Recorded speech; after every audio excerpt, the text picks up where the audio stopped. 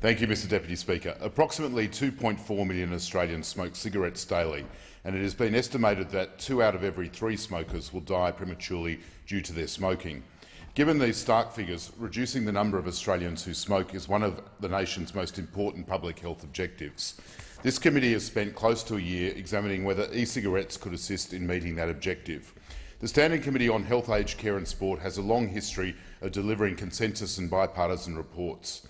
On this occasion, that has not been possible, and I find myself in the unusual position as chair of co-authoring a dissenting report. The committee has been presented with starkly conflicting views during this inquiry, and I respect those committee members who have formed different judgments to my own.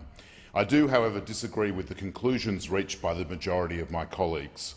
The majority on the committee made 5 recommendations, including 2 yearly reviews of the evidence, an international gathering of experts, a national approach to non-nicotine e-cigarettes, including greater regulation of colours and flavourings, and a continuation of the Therapeutic Goods Agency's role in classifying nicotine. I presented a dissenting report along with my colleague, the member for Goldstein. The member for Bowman has also submitted a dissenting report which concurs with our conclusions. Australia has been a global leader in developing tobacco control policies. This approach has been very successful. Between 1991 and 2013, the proportion of Australians smoking daily dropped from 24% to 12.8%.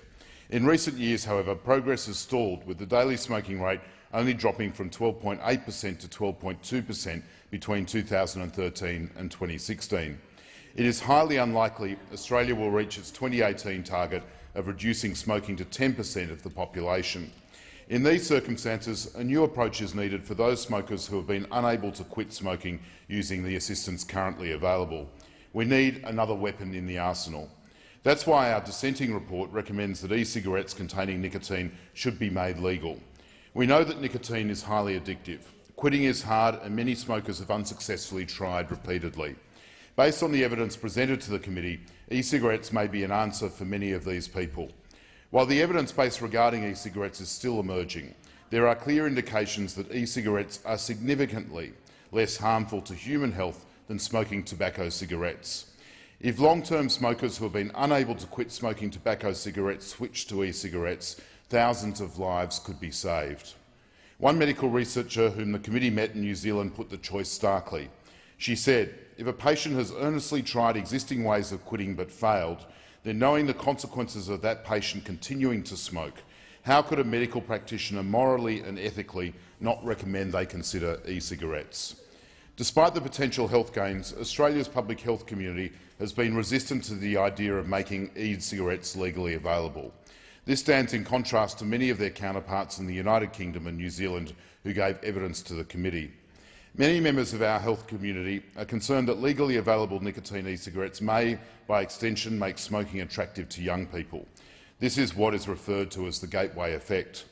In those countries where nicotine e-cigarettes are legally available, however, there has not been an increase in youth smoking. In fact, smoking rates among young people continue to fall in jurisdictions where e-cigarettes are available. If e-cigarettes are made legal, we need the right regulatory environment, particularly one that recognises the need to prevent young people from taking up vaping. Restrictions should be imposed to limit the appeal of e-cigarettes to young people and non-smokers. In this regard, the European Union and the United Kingdom provide excellent regulatory models.